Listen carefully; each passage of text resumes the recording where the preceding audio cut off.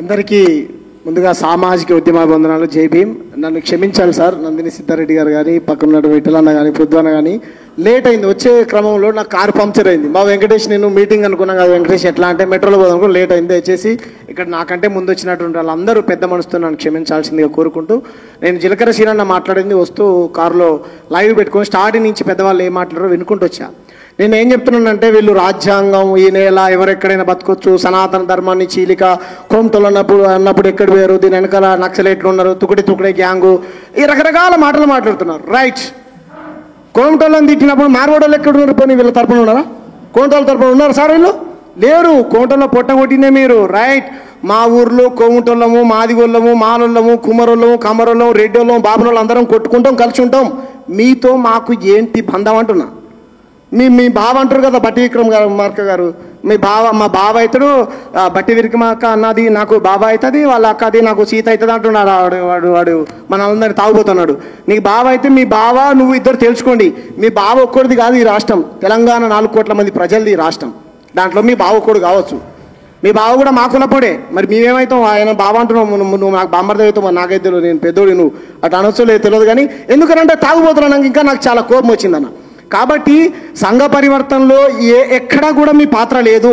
తెలంగాణలో ఉన్నటువంటి ఏ గ్రామంలోకైనా వెళ్ళండి, ఆ కులం ఉంటుంది, ఆ కింది కులమైనా పై కులమైనా వాళ్ళ బాధలు చెప్పుకుంటారు. ఉస్మానియాలో ఎస్సీ ఎస్టీ విద్యార్థి సంఘాలు ఉన్నాయి, బీసీ సంఘాలు ఉన్నాయి, ఓసీ సంఘాలు ఉన్నాయి, రకరకాల సంఘాలు ఉన్నాయి. మార్వాడి సంఘం ఉందో లేదో తెలుగుతాం. ఉందా మార్వాడి సంఘం? లేదు. ఎందుకంటే మార్వాడులకు అవసరం లేదు. నాకు తెలిసి ఎన్నికలు వచ్చినప్పుడు దుకాణం క్లోజ్ చేసి ఓట్లు కూడా వేరు వీళ్ళు. మీరు రాజ్యాంగం హక్కుల గురించి ఎవరెక్కడైనా బతకొచ్చు అంటే ఎవరెక్కడైనా బతకొచ్చు. మీరు బతుకుతే మాకేం బాధలేదు. మాకే బతుకు లేకుండా చేస్తా అంటే ఎట్లా కదా? మీరే కులం పేరుతో తిట్టిరు. కమ్ జాతి వాళ్ళు అన్నది మీరే, పాల వృత్తిని అవమానించింది మీరే, ఆరకటికని షోల పంటి కొట్టింది మీరే. అక్కడ కూర్చున్నటువంటి లక్ష్మి అక్క వాళ్ళ ఇంటికి వెళ్ళాను నేను. అత్తాపూర్ పిల్లర్ నెంబర్ 137 దగ్గర వాళ్ళ ఇల్లు ఉంటుంది. ఏం జరిగింది అక్క అని వెళ్ళి తెలుసుకున్నా. తర్వాత చెప్తాను అక్క ఓపెన్గా. కొంతమంది నాయకులు వచ్చి అక్క ఎందుకు మార్వాడీలు నిన్ను కొట్టారు అని అక్కని సంజాయించే ప్రయత్నం చేస్తారు. వాస్తవం ఏంటంటే అక్క తెలంగాణ ఆమె బీజేపీలోనే ఉంది. బీజేపీ వాళ్ళనే కాపాడలేకపోతా ఉన్నాడు రాజాసింగ్ కానీ, మార్వాడి లత కానీ, బండి సంజయ్ కానీ. కాబట్టి మీ పార్టీలో ఉన్నటువంటి కార్యకర్తలకు మీరు రక్షణ ఇవ్వలేకపోతా ఉన్నారు. ఇక్కడ తెలంగాణ ప్రజలు దాడులు చేయరు, తెలంగాణ ప్రజలు తిట్టరు, మార్వాడీలు గుండాలు. ఎందుకంటే 1 కాదు 2 కాదు 100 దాడులు ఉన్నాయి. చారన్న చెప్పాడు, ఎల్లేరు కొట్టారు తూప్రాన్లో. వీళ్ళు ఎక్కడ పరివర్తనవాదులు?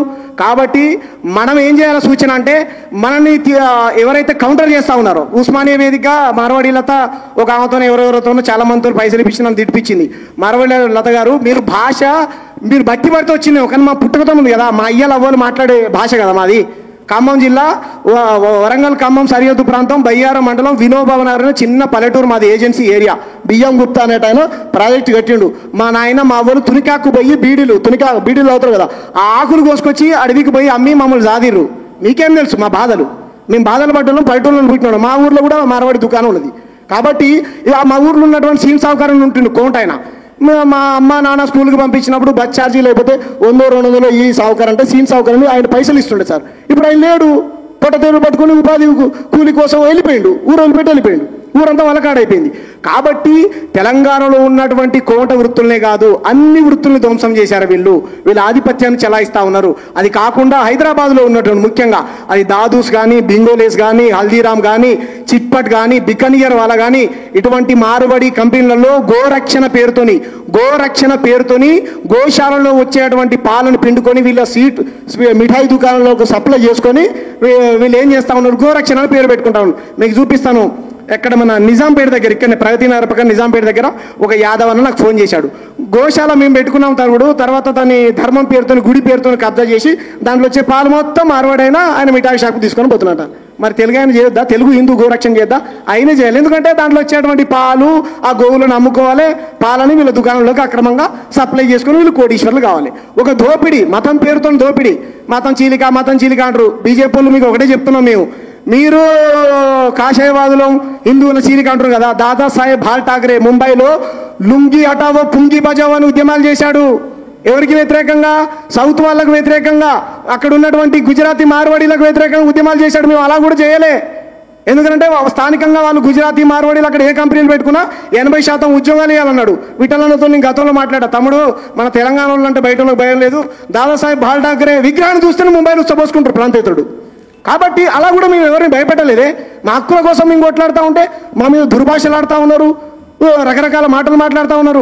కాబట్టి మీరు గుర్తుపెట్టుకోండి, మీరు కంపెనీలు పెట్టుకున్నా, ఫ్యాక్టరీలు పెట్టుకున్నా, ఏ చేసుకున్నా మా ప్రాంత బిడ్డలకు ఉద్యోగ ఉపాధి అవకాశాలు ఇవ్వాల్సిందే.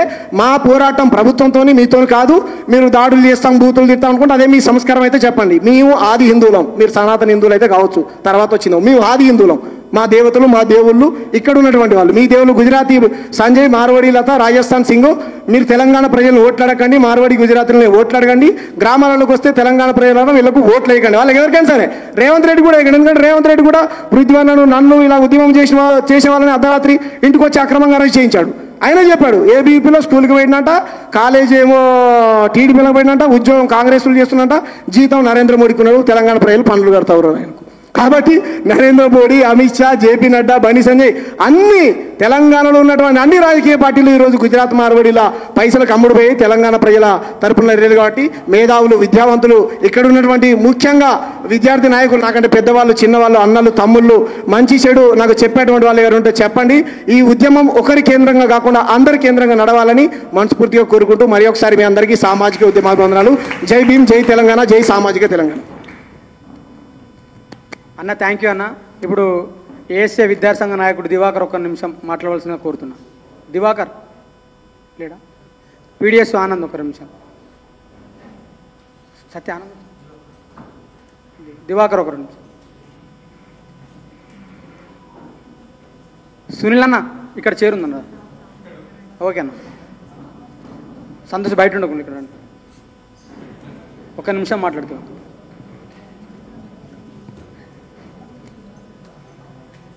ఈ కార్యక్రమం నిర్వహించినటువంటి మా అన్నగారు శ్రీకాంత్ అన్న గారికి, అదేవిధంగా ఇక్కడికి వచ్చినటువంటి అందరికి కూడా ప్రత్యేకమైనటువంటి జై భీములు. అయితే మనం మార్వాడీ సమస్యనే కాదు, ఏ మనిషి అయినా ఇతర మనిషి మీద ఆధిపత్యం చెలాయించేటప్పుడు వ్యతిరేకించడం అనేటువంటిది సహజంగా రావాల్సినటువంటి ప్రక్రియ. సో దాన్ని వ్యతిరేకించడం అనేటువంటిది అది మన హక్కు. ఏ వ్యక్తి అయినా కూడా ఈరోజు మనం రాజ్యాంగాన్ని కాపాడాలని ఉద్యమం చేస్తూ ఉన్నాం. రాజ్యాంగంలో ఏ వ్యక్తి ఎక్కడికైనా పోయి ఏ ప్రొఫెషన్ అయినా చేసుకోవచ్చు, ఏ పని అయినా చేసుకోవచ్చు. అది రాజ్యాంగబద్ధమైనటువంటి హక్కు, ఎవరు కాదనరు.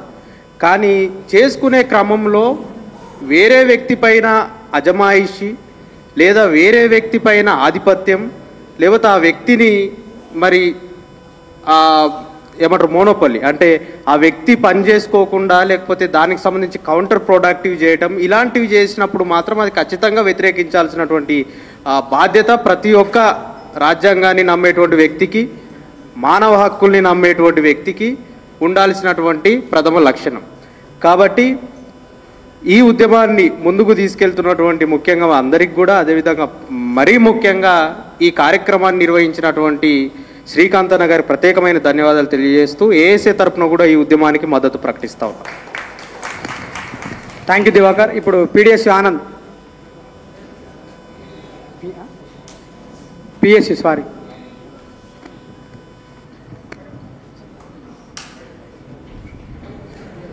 మిత్రులారా, అందరికీ జై భీమ్, లాల్ సలాం.